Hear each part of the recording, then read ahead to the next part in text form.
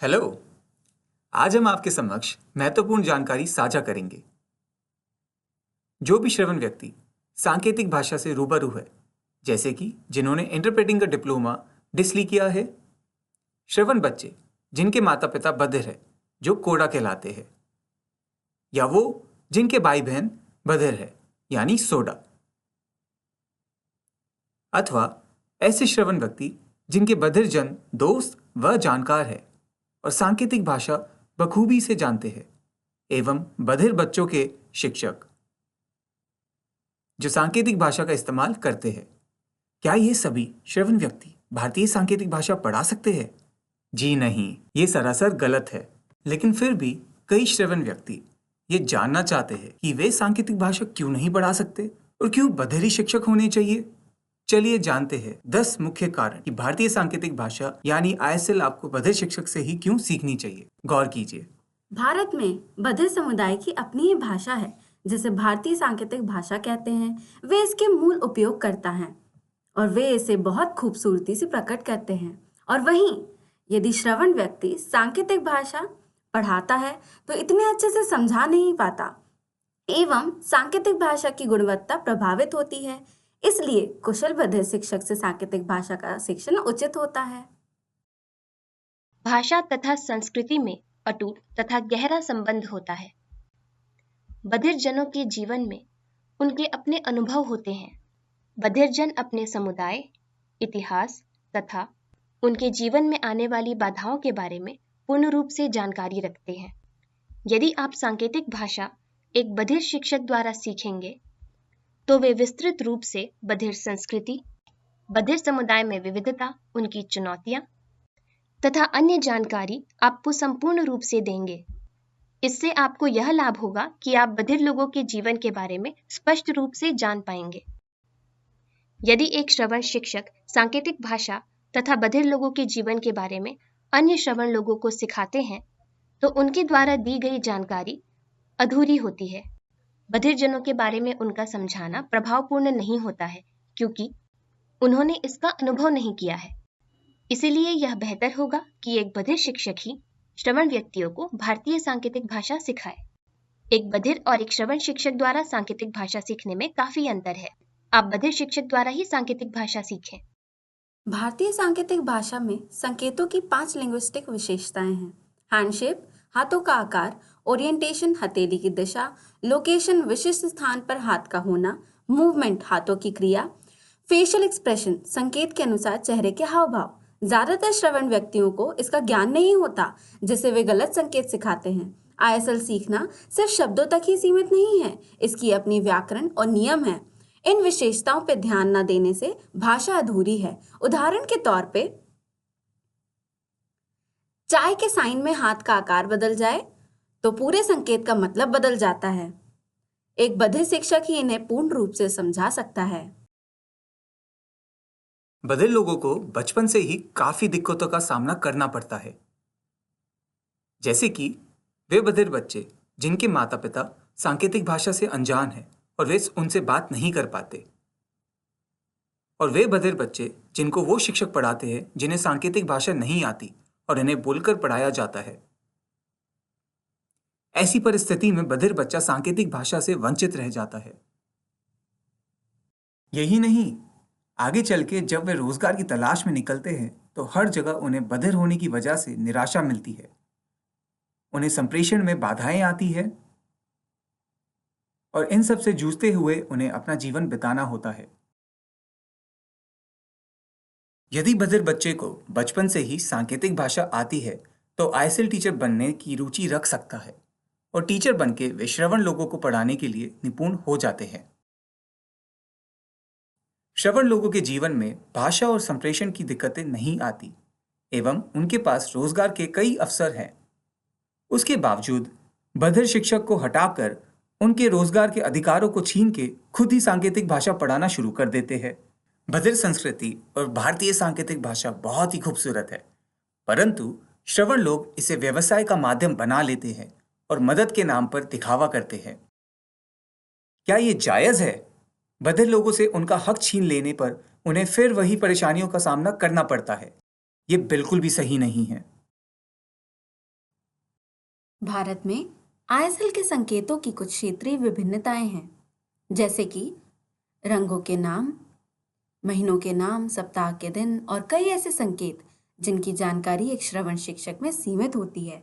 इसलिए एक बधिर शिक्षक ही आपको आईएसएल की संपूर्ण जानकारी देने व संकेतों की समृद्ध विविधता को सिखाने में सक्षम होता है, क्योंकि वे बधिर समुदाय में बचपन से ही घुले मिले और कार्यक्रमों में भारतवर्ष के बधिरजन से मिलते आए हैं। आईएसएल सीखने का उद्देश्य ज्यादातर बधिर लोगों के साथ संवाद करने में सक्षम होना होता है, लेकिन अगर कोई श्रवण व्यक्ति पढ़ाता है तो बधिर लोगों से मिलने पर छात्रों को अजीब लगता है और उनसे सही ढंग से संप्रेषण भी नहीं होता। बेहतर यही है कि आईएसएल बधिर शिक्षक द्वारा पढ़ाई जाए, जिससे सीखने वाला व्यक्ति बधिर समुदाय में घुल मिल पाए और सांकेतिक भाषा को विस्तृत रूप से समझ पाए। श्रवण व्यक्ति सांकेतिक भाषा सीख लेने के बाद इसे आसान भाषा समझकर और श्रवण लोगों को पढ़ाने लगते हैं, और वे उनको रोज उपयोग में आने वाले शब्दों के बारे में बताते हैं जो सांकेतिक भाषा जानने के लिए पर्याप्त नहीं है। सांकेतिक भाषा जटिल और अर्थपूर्ण भाषा है। इसका अपना व्याकरण होता है। श्रवण व्यक्ति इस भाषा को गहराई से नहीं समझा पाते हैं। वे लोगों को दूसरी भाषा के आधार पर सांकेतिक भाषा सिखाते हैं, जो उचित नहीं है। परंतु कई श्रवण व्यक्ति इसी तरह से सांकेतिक भाषा सिखा रहे हैं। उन्हें सांकेतिक भाषा की संपूर्ण रूप से जानकारी न होने के कारण वे दूसरों को उचित रूप से नहीं सिखा पाते। वे लोग जो श्रवण शिक्षक से सांकेतिक भाषा सीखकर बधिर लोगों से मिलते हैं, तो वे बधिरजनों से ठीक तरह से सांकेतिक भाषा में बातचीत नहीं कर पाते हैं, क्योंकि उन्हें श्रवण शिक्षक द्वारा सांकेतिक भाषा की संपूर्ण रूप से जानकारी प्राप्त नहीं होती है। जब वे सांकेतिक भाषा में बातचीत करते हैं तो बधिरजन उनकी भाषा नहीं समझ पाते, क्योंकि वो स्पष्ट नहीं है। इसलिए ये बहुत महत्वपूर्ण है कि बधिर शिक्षक द्वारा ही सांकेतिक भाषा सिखाई जाए, क्योंकि सांकेतिक भाषा बधिरजनों की प्राकृतिक भाषा है, जिसका वे बचपन से प्रयोग करते हैं। इसका अपना व्याकरण होता है। चेहरे तथा शरीर के हाव भाव के साथ इसे बहुत ही सुंदर तरीके से प्रस्तुत किया जाता है। यदि आपको बधिर शिक्षक सांकेतिक भाषा पढ़ाते हैं, तो आप सांकेतिक भाषा की बारीकी को बेहतर तरीके से समझ पाएंगे तथा उचित रूप से इस भाषा को सीख पाएंगे। यदि आप इस भाषा को अच्छी तरह से सीख लेते हैं, तो बधिरजनों से बातचीत करने में आपको हिचकिचाहट नहीं होगी और उनकी भाषा को समझने में आपको परेशानी नहीं होगी, क्योंकि आपने स्वयं बधिर शिक्षक से इस भाषा को सीखा है। यही कारण है कि सांकेतिक भाषा बधिर शिक्षक द्वारा ही पढ़ाई जाए। Diploma in teaching Indian sign language यानी DTISL कोर्स केवल बधिर जन के लिए है। DTISL में बधिर लोग ही आवेदन करके भारतीय सांकेतिक भाषा के शिक्षक बन सकते हैं।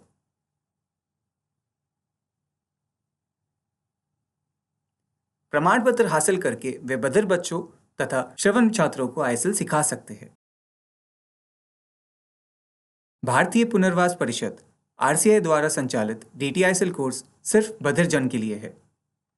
श्रवण लोग diploma in Indian sign language interpretation डिस्ली करके इंटरप्रेटर्स यानी दुभाषी बन सकते हैं, लेकिन ये कोर्स उन्हें ISL शिक्षक नहीं बनाता और ना ही उसकी मान्यता देता है। बधिर एवं श्रवण लोग DED इन स्पेशल एजुकेशन हियरिंग इम्पेयरमेंट में आवेदन करके बधिर बच्चों को मैथ्स, साइंस इत्यादि विषय पढ़ा सकते हैं।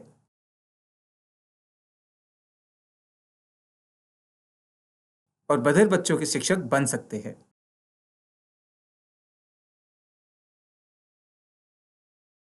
आपको क्या लगता है, श्रवण लोग जो सांकेतिक भाषा सिखाते हैं, क्या वो सच में बधिर समुदाय की मदद कर रहे हैं? वास्तव में ये करने से बधिर लोगों की मदद नहीं होती, बल्कि ऐसा करने से चाहे अनचाहे में एम्पावरमेंट की जगह डिसएम्पावरमेंट हो जाता है। साथ ही प्रमाणित बधिर शिक्षक से उनका पद और रोजगार छीना जाता है और सारा ध्यान श्रवण लोगों के ऊपर आ जाता है। बधिर समुदाय के सामने भाषा और संप्रेषण की कई चुनौतियां हैं, जैसे भाषा का अभाव, रोजगार के सीमित अवसर, दुर्गम सुविधाएं। और ये सभी समस्याएं श्रवण व्यक्तियों को रोजाना नहीं झेलनी पड़ती। इस वजह से श्रवण लोग बधिर जन की स्थिति को समझ नहीं पाते और वे सांकेतिक भाषा सीखकर सोशल मीडिया पे साइन लैंग्वेज वीडियोस बनाने लग जाते हैं और बधिर व्यक्ति पीछे रह जाते हैं। इस कारण बधिर जन मुख्य धारा से नहीं जुड़ पाते और सारा आकर्षण श्रवण व्यक्ति पर आ जाता है। ये सरासर गलत है।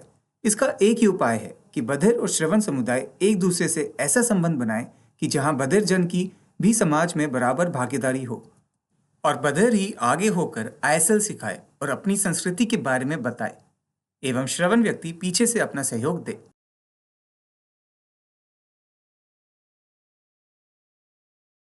भारतीय सांकेतिक भाषा में काल्पनिक विचारों को भी व्यक्त किया जा सकता है, जैसे कि सांकेतिक भाषा में संगीत, चुटकुले, कहानियां, नाटक तथा अन्य अमूर्त विचारों को एक बधिर शिक्षक द्वारा बड़े ही बेहतरीन और रोचक तरीके के साथ प्रस्तुत किया जा सकता है। बधिर शिक्षक इसे बहुत ही खूबसूरती के साथ प्रस्तुत करते हैं। एक श्रवण शिक्षक द्वारा सांकेतिक भाषा को सिखाना क्या उचित है? नहीं। ऐसा इसलिए क्योंकि एक श्रवण शिक्षक की सांकेतिक भाषा में अभिव्यक्ति एक बधिर शिक्षक की तरह नहीं होती है, जैसा कि चेहरे या शारीरिक हाव भाव, जो कि वे एक बधिर शिक्षक की तरह प्रस्तुत नहीं कर पाते हैं। इसीलिए ये महत्वपूर्ण है कि बधिर शिक्षक द्वारा ही भारतीय सांकेतिक भाषा सीखी जाए, जो कि आपको उचित एवं रोचक तरीके से सांकेतिक भाषा का संपूर्ण ज्ञान प्रदान कर पाएंगे।